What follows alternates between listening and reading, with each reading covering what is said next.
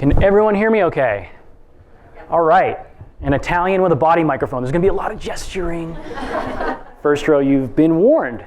Jason did a great job introducing me, but I'm going to tell you a little bit about myself. My name is Matt Moretti, Senior Product Marketing Manager at a company called the Predictive Index out of Boston, Massachusetts.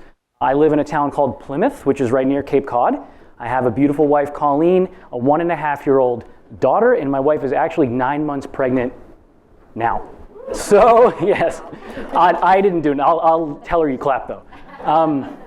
So if you see me sprinting off stage, you know why. My phone is on like extra loud. I told her it's just a short 4-hour drive and I'll be home for the birth. So we're not here to talk about me, though. We're here to talk about you. This is you. You're a product marketer. You kick ass. Okay? You got your checklist. You're doing a great job, okay? You're building your GTM slides. This thing is not working. You're making your MVP battle card. You got your job to be done interviews. You're hosting your launch retro, what went right, what went wrong. You're finalizing your messaging. You're flying. Things are great. Or are they? You're not getting the influence that you want. You're not getting things done. No one's listening to you. You're putting in all this hard work, but nothing is happening the way that you expect it to, even though you're very, very good at your job. You're in an impossible situation. We were here last month at Product Misunderstood. No one knows what we do.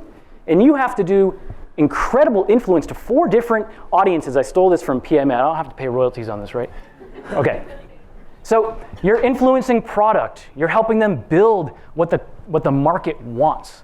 And you're trying to speak their language. You're influencing customer success. They're on the front lines dealing with customers all the time. We're listening to the voice of the customer and we're updating the product based on what they want. You're influencing sales. How do they meet their number? How do they meet their number? How can you help them? And you're doing your best to influence marketing too. Those MQLs, those PQLs, those helping the demand gen team get done what they need to get done, including the right messaging for their ads. It's a very, very difficult, ambiguous spot to be in, so I'm not surprised that you may feel like your influence and your strategy work is not being listened to. You're managing out, you're managing up, you're managing across, you're managing down.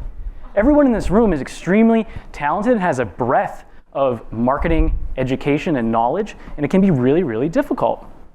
And then some days you're just like, oh shit, I can't get anything done, I'm burned out, I'm not doing well. What can help me? This is you. You're drowning. I'm your life preserver. I'm here to tell you about trust. And this, I'm telling you, these are things that you've heard before, but no one's ever put them in your face like this. I want to remind you how critical this is, not only to your career, but to your life. That's a big promise to make with my talk, and I hope I can back it up. Here's why trust matters. You need it to get things done. You need it to cut through organizational red tape. You need it to manage up, down, and across. You need it to align your teams. Here's the most important one. You need it to debate ideas and decisions without fear. You need it to hold people accountable. Hey, why the hell didn't you turn that into me? You need it for your mental health. This has come to the fore lately. People who work at high-trust companies experience 74% less stress. Increasing trust decreases stress. Second fact, millennials are 22 times more likely to work for a company with a high-trust culture. I'm an older millennial. Matt, no way, you look so young. You should have seen me before kids. Baby face, I'm telling you. I'm aged. Companies with high-trust workplaces perform 2 times better. We're talking Fortune 500 companies, 2 times better than the general market in terms of earnings. Trust is a big deal. And that's why I'm up here talking about it. The website betterup.com defines trust as credibility plus reliability plus intimacy. I'm saying it in a different way. I think it comes down to 2 really simple things, your attitude and your aptitude. And I'm going to go into why both are important. Today's talk is the no bullshit introduction. How'd I do? We're doing okay? We're having fun? Good. Good. I'm having fun too. No bullshit. It's over. We made it through. Your team's trust ceremony. I'm going to talk about a trust ceremony you can bring to your company. It's not hokey. It really works. 3 ways to gain someone's trust in minutes. That's your attitude. 3 ways to gain someone's trust in months. That's your aptitude. And we're going to get into motivations and behavioral drives 101. I'm not going to try to sell you the predictive index, but if it happens, so be it. So your trust ceremony. My product marketing team at PI, we started a trust ceremony that bled out into the sales and marketing organization and then bled out into the entire company, and it really works. We repeat at the start of key meetings the trust triangle. This is adapted from Patrick Lencioni's book, 5 Dysfunctions of a Team. You may have seen this triangle before. Before our key team meetings, we pick someone from our team to recite this, and it's 5 parts. Trust is the foundation of any good team. With trust comes a lack of suspicion. We assume positive intent about what our teammates want and what they're saying to us. And with that foundation of trust, you can have healthy conflict. That's what this talk is all about, is healthy conflict. Fighting out hearts and minds, and just having an open and honest discussion about your way, the other person's way, who has the data, who has the right of way, regardless of the outcome. Whether your idea won or lost, you disagree and you commit. You commit to the future together, to that next step. Then you hold each other accountable. Hey, we agreed to this. I know you didn't like it, but we agreed that we both do it, and we crush it together. You hold people accountable when you have that trust. And then lastly, you get results. Yay, we did it. That's the top of the triangle. We recite this before every key meeting. It might sound silly, but it's not, because those first 2 bars, trust and conflict, changes everything for you. So here's my trust ceremony ideas for you. You can do this if you want to.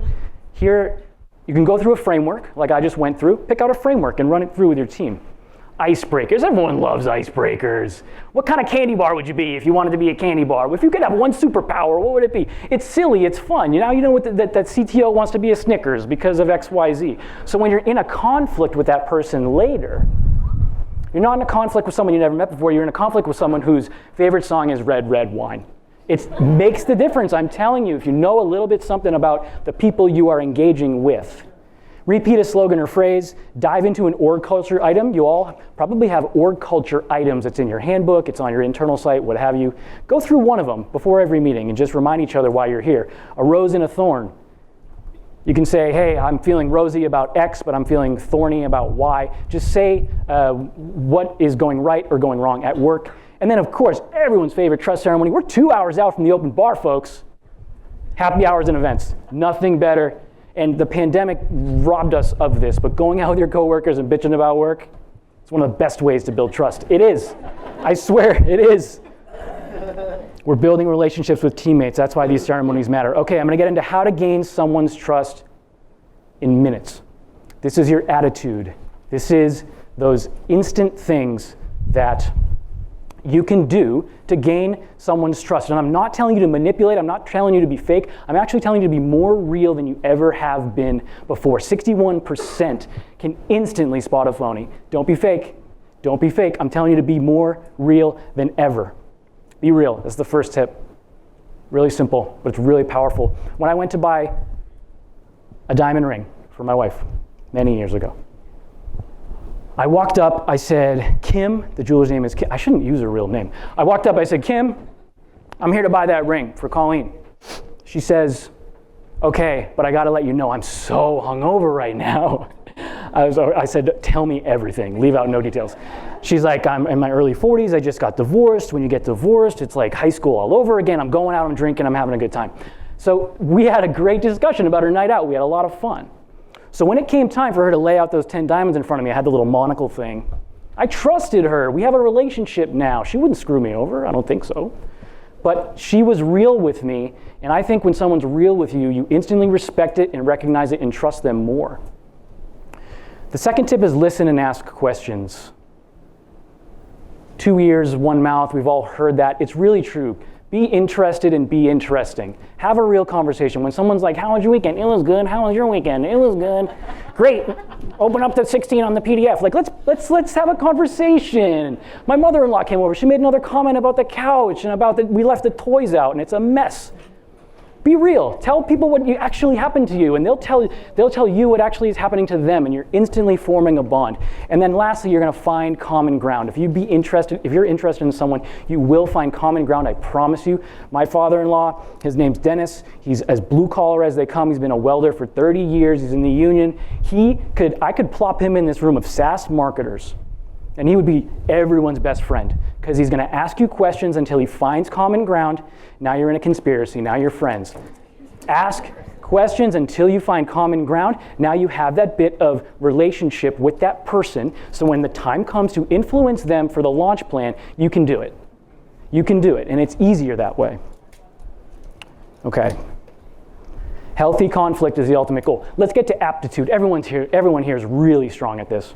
This is how to gain someone's trust in months. Be yourself. Show them with your skills how strong you can be in this product marketing role. Never miss a deadline. Never break a promise. Never miss a deadline. I have an asterisk here. You can renegotiate these things. Of course, priorities change. You get a fire drill from the CEO, whatever. Things are always changing up here, right? Never miss a deadline. Renegotiate if you have to, but never make a promise. Never break a promise. Just tell them, hey, I promised it Tuesday, I'm going to get it to you Wednesday. It's usually not a problem. But just be a really reliable person. That's what that tip is. The second tip is back up your strategy with data. You're going to be shocked. You can throw me in a Zoom room and I'm just going to talk. But when I back up my strategy, what I'm recommending to the team with data, it shows that I'm taking the steps to prove that my recommendation is the right one. Back up your strategy with data and always do it. Lastly, adapt your style to their motivations and drives. This is all about what my company does, but this is a universal truth. Adapt your style to the person's motivations and drives. Let's dive into that one a little bit more. But remember, pair these tips with the previous tips. Do it consistently. Do it all the time. You will succeed. You will have a bigger impact as a product marketer. Behavioral drives and motivations 101. What do they want to hear? How do they want to hear it? It's two things. What do they want to hear? How do they want to hear it? People tell you who they are, but we ignore it because we want them to be who we want them to be. Was that Sigmund Freud? Was that Marcus Aurelius? No, it was Don Draper. Season 4, episode 8, The Summer Man. Great quote. Love it. So, you ever feel like you have all your ducks in a row? You're having the meeting. This is it. I'm going to get the stamp of approval. Then off we go for the launch. You're pitching. You're doing the best. You have the data. You've been consistent. You ran it by your manager first, and now you're at your manager's manager, and you're going for it. And then they just say, but why though? You're just not connecting, despite how close these two stick figures are sitting. You're just not connecting with the person. So this is me. This is me. I'm what's called a promoter in PI language. There's 17 different profiles. I'm a promoter. Everyone has 4 different drives within them. Dominance, extroversion, patience, and formality. I can collaborate or I can drive. I love to talk it out. I'm like almost off the freaking chart here on the B scale. Mostly, I like to have variety and I like to have flexibility. I don't like rules. This is an executive that I interact with often. Okay? This is an executive that I interact with often. This person, who shall not be named, is very dominant on the dominant scale. She is very low on the extroversion scale. So although I want to pop in an office and have a conversation and talk it through, she doesn't want that. She doesn't want me to stop by her office. She wants me to send her the agenda 72 hours in advance so she can think it through, so we don't have to have an instant conversation about it. So once again, I'm not here to sell you PI, but drop my name if you need to. I'll make it a commission. But anyway, all I'm saying is this formula, this calculus is going on in everyone you speak to. Everyone here lands on this scale somewhere. So think about who the person is, how they want to hear what you're about to tell them, and take that into consideration. So you paid for 6, but I'm going to give you 9. Don't ever say I wasn't generous. Here's 3 more trust building tips. Number 1, mea culpa. Be a stand-up person. Don't throw other people under the bus. We're all extremely talented. You don't make mistakes rarely, but when you do, you raise your hand and say, I effed up. And you solve it. Here's my solution to solve it. You know, it's not a big deal, but don't be someone that never admits fault. Instantly trust someone that says, I screwed up, here's how I'm going to fix it. Establish credibility. This is not bragging. Drop moments in conversation with people you're trying to influence about things you've done before that have succeeded. Talk about the launch 18 months ago that was successful. Talk about how you switched the color of the button on the landing page and I got 18% more conversions. Just drop that in the conversation. It's okay to establish your credibility when you're talking to someone else. Here's a fun one, and I think everyone can start doing this immediately. Positive gossip. When you're on a Zoom call, one-to-one with someone before everyone else jumps on, you say, I heard something about you. And say, what? Say, I heard you're crushing it right now. I heard from Linda, who heard from Joe, that you are killing it in this role. Or just, it doesn't have, and once again, this is real, this is not fake, you're not making this up out of thin air, but you hear good things about your coworkers all the time. Imagine if you repeated it back to them and it came from you. They're gonna feel so good about working with you, and when the time comes to have an influential decision, they're gonna go for it with you because you've established this relationship. The joyful result, boom, results. You have trust, you can have conflict, commitment, accountability, and results, and you can succeed in your role as a product marketer more than you ever have before. As my very, very good friend Warren Buffett is known to say, trust is like the air we breathe. When it's present, nobody really notices. When it's absent, everyone notices. So that's my talk. Thank you. Thanks, man. I appreciate it. That was awesome. Thank you. All right, going to toss you a couple questions. So, okay, how do you gain trust with the product team and be a supportive thought leader, especially for a company who did not have product marketing before? Yeah, so the best way is, as a team, we're always present. We're in those meetings, we're in those Scrum team meetings, we're in the roadmap planning. You know, we don't let them bring it to us. We're a voice at the table when the product team and the engineering team are talking about features and feature roadmap and things like that. Just get tight with them. And also, someone said in an earlier talk about the internal roadshow. We do internal roadshows all the time. Love an internal roadshow. It's going to shock you. I love doing internal roadshows. Love doing internal roadshows. I highly recommend taking your ideas. What your team does, definitely, if you haven't done that as a product marketing team, go to every single team and say, here's what we do. Here's how you approach us, and here's how to work with us. I think that's a good way to establish trust with product. Nice. This one's interesting. Never miss a deadline, in quotes. How do you navigate conversations with sales and CS when a target release date for a new product or feature is missed and you're the one being blamed? Are you at fault? I mean, if unfortunately, you need to have that, you need to stand up for yourself, have that radical candor moment, and just say, hey, here's the situation that happened. The product marketing team was not at fault.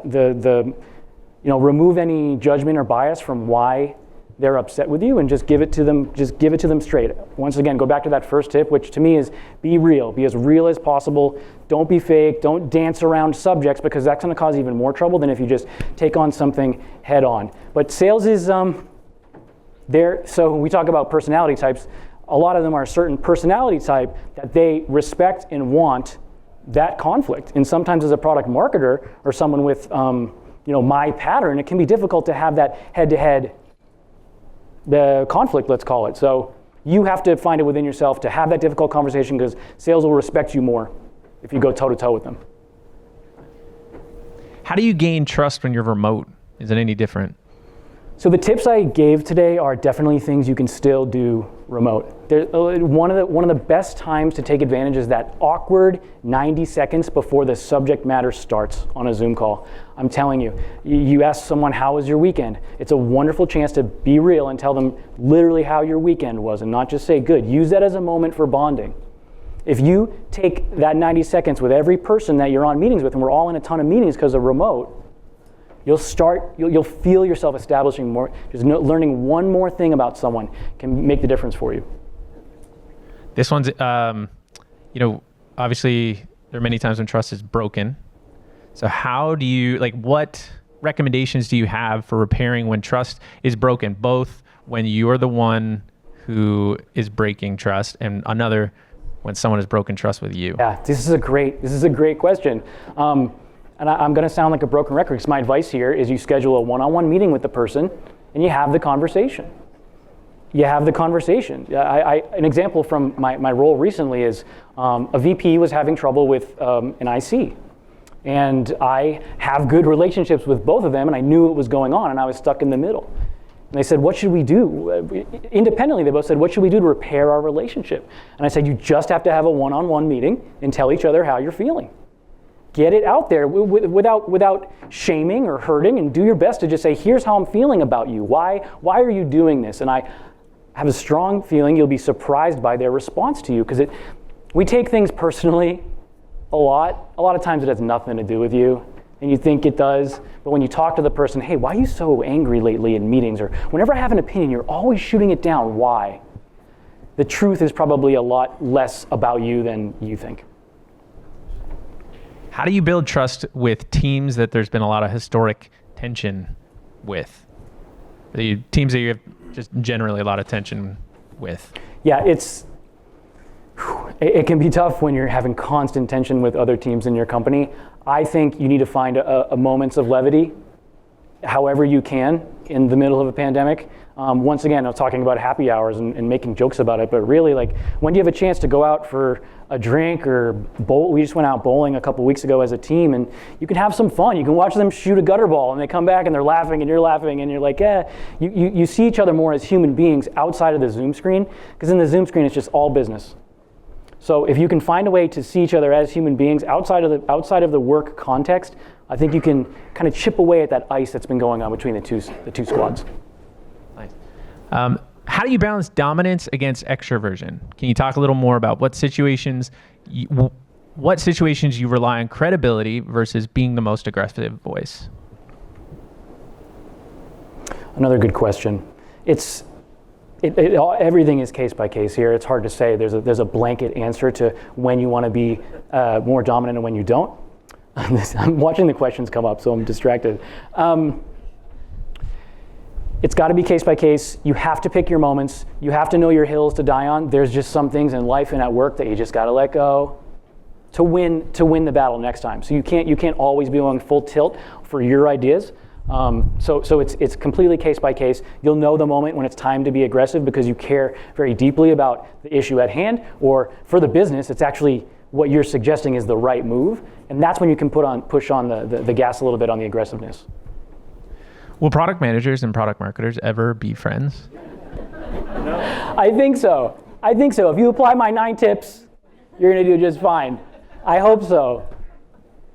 Nice. How can you sell strong trust as a superpower during an interview? Oh, that's tremendous. To me, it's about those soft skills. When you're on an interview and a conversation comes up about trust or about soft skills in general, you just say, my superpower is building trust with teams. My superpower is within 90 days, you're going to feel really good about your new hire and how they're fitting in and how they're influencing, not only how they're doing on their tactical work, but also how they're establishing themselves in the culture of the business. So I think strong trust usually fits under kind of the soft skills area in an interview, but establish your credibility. It's okay to say, I'm really, really good at this. Because this really is a superpower. Nice. So I think we have one more question. Okay. Do you find trust starts, or maybe, no, wait, just one question. Do you find that trust starts from the top down or the opposite or the other way around? For the organization, the trust typically comes top down, right? That's what it means by being in a high trust organization. A lot of those studies that I showed were for some of the data was, do you trust the leadership team? So it definitely needs to be established from the executive team, but you need to live those organizational values too and be a part of it and buy into it, because if everyone from the top down and bottom up are buying into the trust culture, it's just going to be a great place to work. It really is. Matt, thanks for being real. Cool. Thanks, Matt. Thanks, everyone. Yeah, thank you so much, man. That was great.